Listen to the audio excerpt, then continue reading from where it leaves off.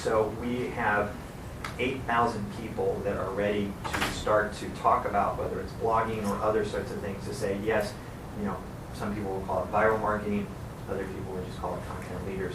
So from YouTube, from Facebook, from Google Plus and others, they will know that this is now available and that it's radically different. And then on the marketing side directly with the people that write notes, so like Vader and Splash and TechCrunch and all these things that you may or may not have heard of, those are the Forbes and GQ and sort of the online magazines to our world. And so they all know about us and they're waiting each for, quote unquote, the press releases to say that, we're live and these are the cool things you can do. And that guess what, you can set up a persona and put stuff in there and that it's safe. It's even subpoena proof, which is a whole other sort of cool stuff that we're not talking about because we're seeking intellectual property patent protection on it. But all of our data is so encrypted that we can't even read it. So that means if somebody says, come give it to us, we give them only encrypted information. That's what's really hurt Yahoo and Google that has been sued by the government many times to sort of get access to this, to where say, well, that's my will. That's what I want to do in the event of my death. And so I should own the legal rights for that. And so there's some legislation that's going around that's trying to sort of shift that. But you could never shift that in what's already a public platform. So we're so marketing different, and we have our 8,000 people plus the online magazines ready to go.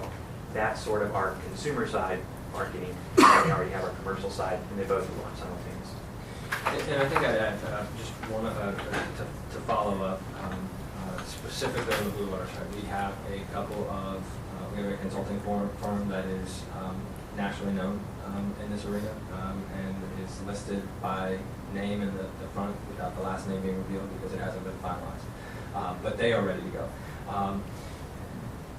The reality of the viral marketing that Travis talked about is that when you start looking at anything that has become something that it now is, Twitter has now become the most convenient and efficient place to get news in the world. And it never started as that. It started as a way for me to say, look what I'm doing in 140 characters or less.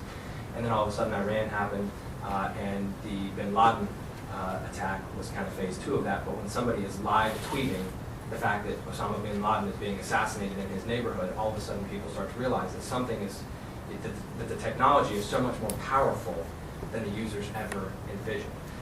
The second phase, I would say, on top of the 8,000 on the LifeDash side that are ready to go.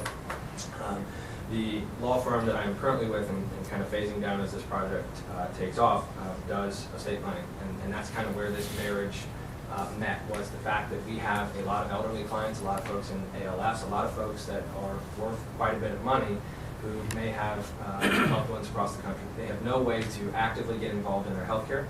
And when the trust administration comes time, it becomes an absolute nightmare because this document was done here, it wasn't properly executed, we don't know where this document is, this brother's saying that there's another will, this brother's saying this was the original, all of those kind of things.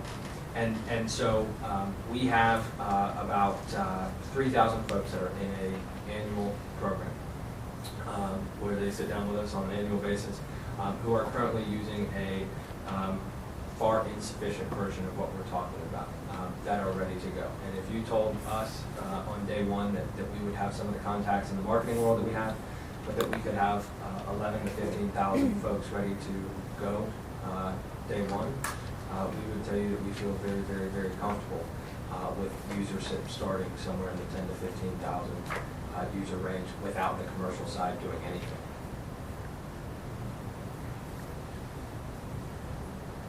So the baby boomers are your new best friend. Yeah, and you'll see it in the business plan. We talked about it. But it's absolutely true. And the reason for that is baby boomers are more likely to have dependents on both sides. And so I probably still have children in school or children in college.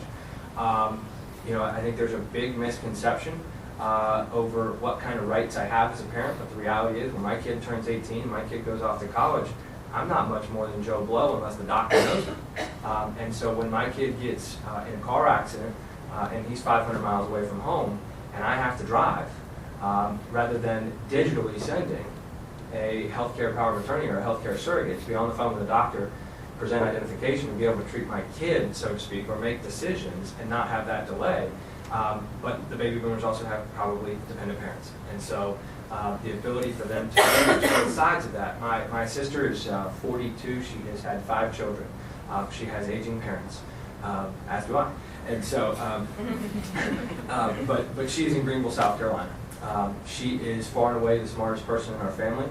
She is the most impressive person in our family. But she has 5 children, and she has aging parents. She has in-laws who are aging as well.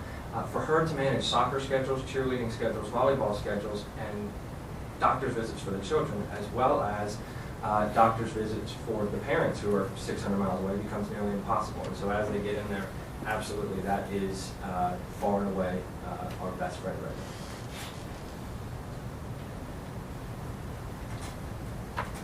Just, I do have a question on funding, and you pointed out that the total request over 3 years is $7.5 million.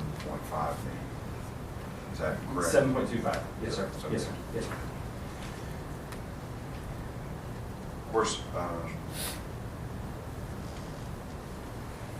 we can make a decision at some point, and as we were made aware about earlier, we're not going to make a decision at this moment, but if we make a decision to fund first, that's this board's decision. There could be a different board year 2 or year 3. What would happen to your company at that point if we chose to fund year 1 and year 2 there's a different board or something else has happened in the world that changes things, and we choose not to fund year 2? What does that do to your company then? I mean, have you thought that process Yes, through? yes, sir, but I think I would actually ask the opposite is what would happen to Hardy County. Because we will be aggressively raising capital. We are not going to sit back and presume that we can guarantee that even if phase 1 happens, that phase 2 and phase 3 will follow. What we know and what we feel very confident in is that data collaboration and user empowerment is something that has never been done. We believe it will be incredibly successful, or we wouldn't be the thousands of hours into this project that we are. The flip side to the question, the reason I say I would ask what would happen to Hardy County is that when we talk about the partnership, when we talk about phase 1, building one of a technology park, in full respect and deference to the board, this company will happen. The question is whether or not it's with Hardy County. The question is to what extent the partnership with Hardy County will be. And so when we look around and look at opportunities, we would absolutely like for it to be, and Travis mentioned it, Hardy County is a no-brainer. We are not going to walk out the door with hopefully an affirmative answer on funding and presume that year 2 and 3 are happening and rely on year 2 and 3. And so we will aggressively. There's a reason that we have already begun some of the design phase and some of the things that we've already begun working on, so that at the day that we can break ground, we're ready to go. We have a timeline in place. We have certain deadlines that we'd like to meet as far as being able to show deliverables on the commercial side and being able to close sales on the commercial side. But all of that goes into our ability to succeed. The question you asked about funding in year 2 and 3, I would suggest to this board, all that does is limit our ability to partner with Hardy County. All that does is limit the number of FTEs we can put in Hardy County, and that turns phase 1, building one of the technology park, into the perhaps full project. And please understand in deference when I say that this is happening. This will be going full speed. Our question is whether or not it can be with a partnership in Hardy County, hopefully mutually beneficial, hopefully something that you can take around this state to say that this is how committed we are to development in our county, and we understand that the technology world is a changing market where valuations have made brick and mortar valuations look stupid. And it's the ability to diversify what you're doing inside of this county. But to the extent that you ask the question, what will happen to us, we will be continually pursuing additional capital to ensure that we don't hit a point where the lights go off because we took for granted year 1 of a partnership that we presumed would be a 2 or 3 year partnership when it turns out to be a 1 year partnership. Earlier you mentioned rapid systems, our investment in rapid systems. How does that impact your decision to look to Hardy County? You want to take that first? I mean, I'll tell you on my side, it's huge, but I'll Well, I think I'll answer both questions at the same time for my response. One is, entrepreneurs love to do what? Love to build. I mean, this is what we do. I mean, we just like creating value where there was none. And it's just, that is our DNA, it's our makeup. The irony of it is that the first time I drove into Wauchula, and I had Jennifer, which is in the audience, and Jamie in the car, and we were doing it, and I looked at a brick building, and I said, you know what? I give you $5, I'll give them their headquarters. I'd never even been to Wauchula. Well, that's not true. My family homestead is off of Spring, so I've gone through here for weddings and funerals, but it's, which is the only every time I really go down there, but it's kind of sad. But the point I'm saying is that, you have agriculture, you have land, you have natural resources, but you invested in something that allows you to reach the world. And so when you bring in broadband, and you do two things. You not only bring it in for the bricks and mortars, but now people start using email accounts. They start training indirectly to play and use the internet because it's there. And so what we call that in our 50 cent bill is you're either a technological native or an immigrant. And so the younger kids had computers in school and so forth, so they're more native to technology. But when you bring in the infrastructure, they just start using it, right? All of a sudden the cash registers turn from making noises to all of a sudden now they're just online, you swipe a credit card and there just becomes this natural integration. I want to echo that this is happening already with or without Wauchula. I just think that my spider senses tell me that there is a way to seed a technology park using your infrastructure and the Preco building as that first nice building coming from north.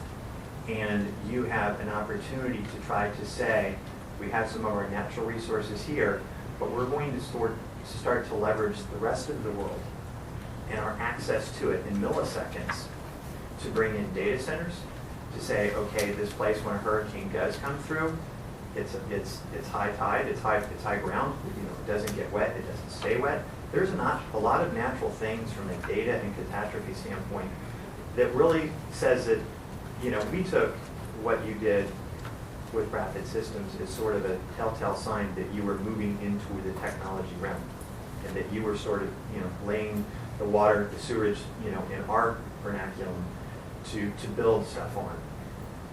What we're trying to do is to allow people to collaborate, but when they start to collaborate, it's a snowball. There are hundreds of years of data in written form that need to be digitalized, either just simply scanned or it needs to be rekeyed. That takes thousands of people. Okay?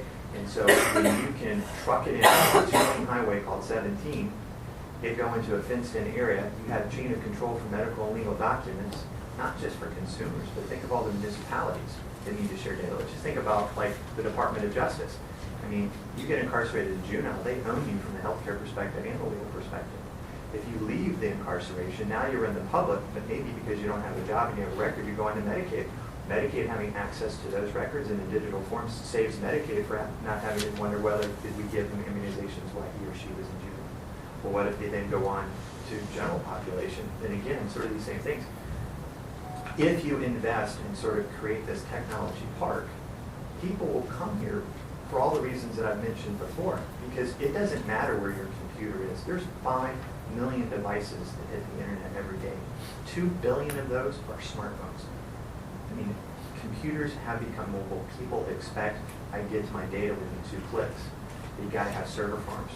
You got to have places to where your dark fiber. So if I'm in Chicago and I'm looking to see where the nearest pizza place is, then I need to know that that Google Maps server is going to give that to you within seconds. And the bottleneck is actually the phone processing the information.